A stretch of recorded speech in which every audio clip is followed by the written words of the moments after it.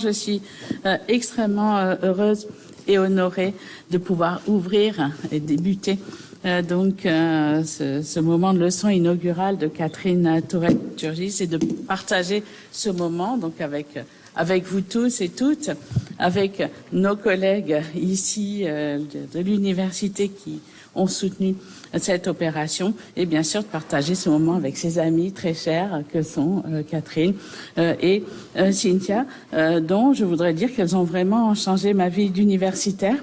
et qu'elles ont donné une consistance et aussi une politique nouvelle à l'idée de care que je défends depuis longtemps dans le monde académique, non sans difficulté et colibé depuis une vingtaine d'années. Et ça a été vraiment crucial pour moi de rencontrer ces personnes qui ont donné une nouvelle orientation à mes réflexions sur le care. Et pour cela, je crois qu'on a aussi une dimension, ça a été dit, d'exemplarité, du parcours tout à fait exceptionnel de Catherine, pour qui j'ai vraiment une grande admiration, qui a en effet ce mélange de modestie et de confiance en soi extrême, qui est aussi ce sur quoi on peut s'appuyer aujourd'hui lorsqu'on veut vraiment mettre en évidence les compétences des citoyens. Également, je crois qu'il y a cette forme d'exemplarité morale qui est très importante en éthique et sur laquelle aussi on peut se fonder pour penser ce que doit être aujourd'hui l'éthique et notamment l'éthique du care dont j'ai beaucoup étudié les dimensions proprement théoriques et morales, mais dont on a vu pendant la pandémie et donc les années qui ont passé, à quel point elle est en réalité devenue tout à fait centrale, y compris dans les discours publics et dans les réflexions quotidiennes. Et donc, on voit aujourd'hui à quel point cette idée de care ou de soins, donc je suis désolée du mot anglais, mais j'ai pas tellement d'autres possibilités, puisque le care va au-delà en fait de la notion de soin, encore qu'on a tout un débat avec Cynthia là-dessus, mais ça sera pas aujourd'hui qu'on va le faire. Et donc l'éthique du care est une conception extrêmement générale en fait de ce que c'est que le soin. Elle s'appuie sur une analyse des conditions historiques qui ont été évoquées, qui ont favoriser une sorte de division du travail moral en vertu de laquelle les activités de soins étaient socialement et moralement dévalorisées. Et donc pendant ces 2 dernières années, enfin, on a une forme de revalorisation, alors au moins morale, parce que financière c'est encore autre chose, mais morale donc du soin. Donc c'est parce que effectivement il y a une analyse aussi féministe de cela et ce féminisme est très présent dans la pensée de Catherine. Donc c'est parce que le travail et les activités de soins ont été traditionnellement dévolues aux femmes que le care est traditionnellement aussi sous-évalué. Et donc ce qu'on a dans les perspectives du care, donc l'attention à autrui, c'est évidemment une revendication fondamentale sur la dignité humaine, l'importance du soin aux personnes, toutes ces activités qui nous permettent de vivre. Et je crois que c'est cela qui est apparu ces 2 dernières années, c'est à quel point donc le care était une forme de soutien à la vie. Et c'est vraiment un moment où est devenu visible ce qui était déjà sous notre nez, donc c'est rendre visible le visible, c'est vraiment s'apercevoir de l'ensemble des activités qui nous permettent de vivre au quotidien. Et comme on l'a dit tout à l'heure, effectivement, une des valeurs centrales en éthique, en philosophie, c'est la liberté, c'est l'autonomie. Mais cette autonomie, en réalité, elle est supportée par toutes sortes de personnes qui permettent à d'autres d'être autonomes. Et du coup, la valeur centrale, peut-être, ça n'est pas l'autonomie ou ça n'est plus seulement l'autonomie, mais ça va être cette vulnérabilité qui est le thème central et le point de départ de la pensée de Catherine. Et c'est cette vulnérabilité qui va définir désormais l'humanité et pas seulement donc l'autonomie. Et du coup, lorsqu'on entend la morale de cette façon, quand on pense l'éthique en termes justement aussi de dépendance, de tout ce qui nous permet de vivre, eh bien, on s'aperçoit que la morale ne va pas partir de grands principes universels, ou pas seulement. Alors c'est un peu une révolution en philosophie, donc ça passe pas très bien, mais elle part d'expériences rattachées au quotidien, et donc elle part des problèmes moraux des personnes dans leur vie ordinaire. Et donc, dès lors qu'on s'intéresse au care, eh bien, on va s'intéresser à cette vulnérabilité, on va s'intéresser aussi à la valeur des personnes ordinaires et à la valeur de leur expérience, puisque quand on parle de care, pourquoi on emploie le mot anglais, c'est que c'est pas seulement des soins comme activité ou comme travail, mais c'est vraiment une sorte d'approche globale, d'attention à autrui, perception, une perception des détails et la perception de tout ce qui va compter en fait dans une vie humaine. Et donc,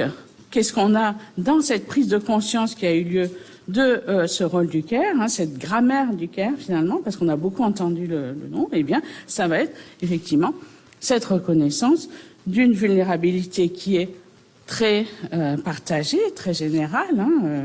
universelle, puisque la maladie a touché toutes sortes de personnes, mais il y a eu aussi, bien sûr, la reconnaissance du fait que cette vulnérabilité, tout en étant universelle, eh bien, en réalité, elle n'est pas non plus également partagée. Il y a eu des personnes qui ont, malgré tout, été beaucoup plus atteintes que d'autres. Certaines populations, les personnels de soins, justement, personnels médicaux, les personnes aussi d'origine étrangère. Donc, en fait, il y a eu à la fois la reconnaissance de la vulnérabilité et la reconnaissance de l'inégalité dans la vulnérabilité. Et du coup, cette vulnérabilité, eh bien, et c'est ça l'importance pour moi morale, philosophique du travail de Catherine, c'est de transformer en fait cette vulnérabilité qui est à la fois partagée et différenciée, eh bien d'en faire en fait une compétence. Comment est-ce qu'on va faire de la vulnérabilité, alors une force, ça fait un peu mauvais jeu de mots philosophique, mais en tout cas une compétence et un savoir. Et donc c'est cela l'idée qui avait été développée dans l'université des patients, et c'est cela qu'on a avec cette chaire, et c'est un projet qui pour moi me paraît absolument essentiel, puisque dès le départ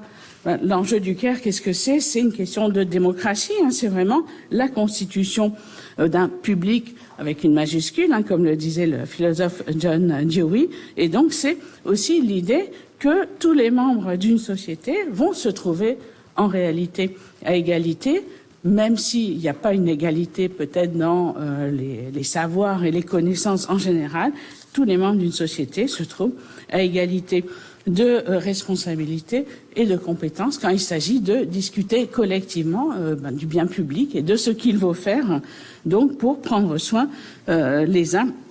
des autres. Et dans le public et ses problèmes, le philosophe américain Dewey, que je citais, a vraiment défini la démocratie non pas comme des institutions, mais comme une méthode, en fait, une méthode d'exploration collective de l'intérêt public et d'une définition collective de ce qui compte et de ce qui est important. Et donc, toutes ces questions de soins doivent faire l'objet de cette délibération collective, et ce sont les acteurs divers du care, donc que ce soit les caregivers, comme on dit en anglais, donc les pourvoyeurs de soins, les personnels, mais évidemment aussi ceux qui reçoivent le soin, les patients. Donc, c'est à eux aussi de prendre les décisions qui engagent le destin et l'aventure de la collectivité. Et je crois que c'est extrêmement important aujourd'hui, puisqu'il y a eu l'émergence de la notion de soins et de care. Il y a eu donc la prise en compte, une reconnaissance de l'importance du travail des soignants, ça a été dit, mais ça n'a pas eu finalement de conséquences politiques réelles et immédiates. On sait très bien que ce soit les patients ou les soignants, ils n'ont eu qu'un rôle très limité dans les décisions, dans les décisions politiques, dans les comités d'experts. Et donc la question, c'est vraiment celle de savoir comment est-ce que l'on va décider collectivement donc de ces questions de santé collective. Comment est-ce qu'on peut prendre en compte en fait toutes les voix VOX, donc les voix des soignants et les voix des patients, et c'est ça donc le caractère vraiment essentiel et urgent de ce projet. Comment est-ce que on va en réalité apprendre à chacun, à chacune à prendre confiance dans sa propre expérience, ce dont tu es exemplaire depuis le début, et ce que tu nous apprends, Catherine, pour arriver à une expression publique et une véritable démocratie sanitaire, comme on le dit, mais c'est la démocratie tout court. Et donc on a là depuis un moment, et c'est quelque chose sur quoi on travaille, Catherine et moi, donc c'est aussi des perspectives exaltantes de recherche, parce qu'on travaille sur le Covid long et comment finalement la mobilisation des patients a donné lieu en fait à non seulement à une nouvelle attention, à des nouvelles connaissances, mais aussi effectivement à la mise en évidence d'une nouvelle maladie et de nouvelles